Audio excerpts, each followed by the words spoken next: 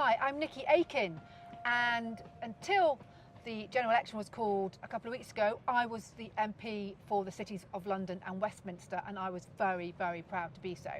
But I am standing down, and I'm delighted to be joined here today by Tim Barnes, our Conservative Party candidate, and a very good friend of mine, and who I hope will be the successor, because I think he's an excellent person. Tim, tell us, why are you doing this? Why are you standing for election to be the MP? I think at the end of the day, it just comes down to the fact that I love it here. I live in the constituency. I work in the constituency. I love it. It was a choice to be here, and it's everything that I do and love. How could you not get excited about cities of London and Westminster?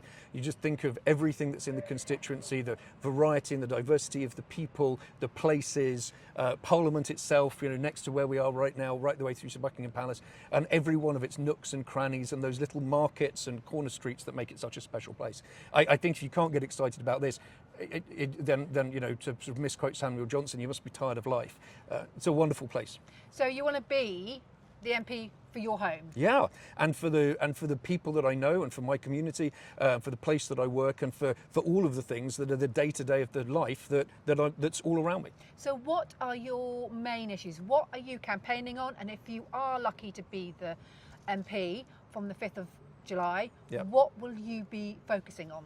I think there are some big strategic issues, and there are some immediate kind of, you know, get to grips with issues. You did a fantastic job as a constituency-focused MP to bring about the pedicabs bill, and in that tradition I really want to pick up the issues of Lime bikes and Uber and the other sort of e-bike issues that we have, which are all about the bad management in our city, and particularly within Westminster. The overcrowded bays, the use of bikes for small petty crime, you know, mobile phone theft and things like that, that just mean that this bad management is something we need to get a handle on, because it's these small things that have an oversized impact on people's lives.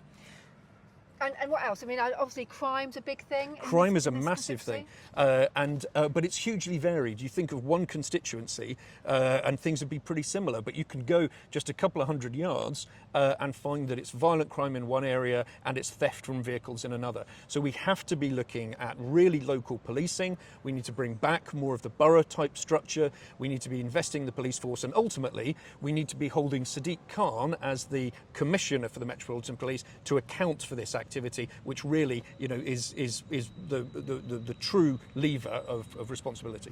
So housing has always been a real issue for us in Westminster, because, you know, we are one of the most wealthiest real estates in the world. And I know you know that I've always believed in making sure that Westminster remains a place where, whatever your income, you can live here, because that's so important for our communities and our neighbourhoods. So what is your views on housing, and how are you going to ensure that more people get housing in Westminster and the cities of London? Well, I think that housing is often oversimplified. I hate to say it's a complicated issue because it sounds like a cliche, but if it was an easy one, we'd have fixed it by now.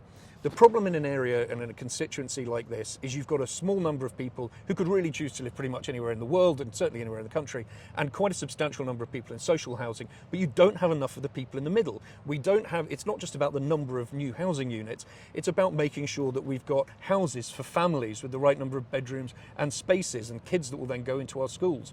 It's about making sure that we've got pathways from small units into bigger houses, so that people can live their lives at every stage. And I'm particularly disappointed that the biggest housing project in central London for decades, that we started when we were running the council at Ebury Bridge, has been, well, frankly, well, I was going to say butchered, but you can pick your word, by the Labour administration here, who took out all the intermediate housing, so that there is now only the social housing and the private housing. We've taken something where there was a pathway through, and we've turned it into Disraeli's two cities. It's the haves and the have-nots. Yeah, it is, and it's heartbreaking. Now, look, one of the most contentious issues over the last couple of years in London has been the ULEZ. The extension of the ULEZ.